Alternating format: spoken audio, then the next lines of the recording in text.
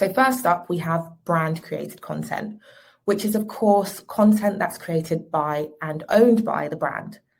What we found is that this type of content is ranked most importantly by brand marketers, largely due to the ability to control quality and brand guidelines. What's interesting though, is that while brand created content only makes up about a third of photo and video content strategies, it actually comprises a whopping 72% of content budgets. So this kind of further highlights a widening, almost upside down content gap. Brands are mostly using this kind of content for broader marketing channels and e-commerce sites. So there's definitely a role for branded content.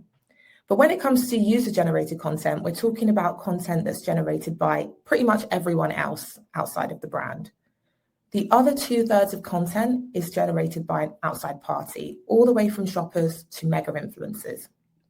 So what's crucial to understand here is that in kind of today's world, the job of managing how your brand shows up online isn't really what it used to be. Your brand narrative is actually a collective narrative made up of multiple voices.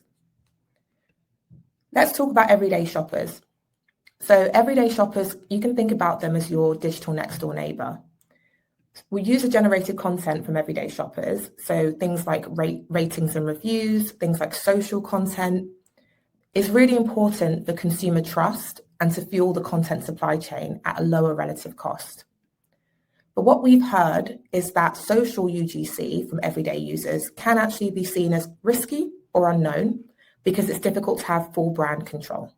So there's that benefit of the lower relative cost and the authenticity, but then you've also got to balance it out with a level of kind of control and the brand narrative. Then we have creators and paid collaborators. So just to emphasize the scale of this space, over 50 million people would identify themselves as social creators today. So who's a creator has actually changed in definition, and this has implications for how best to use creators. So what distinguishes creators from regular social users and full-blown influencers?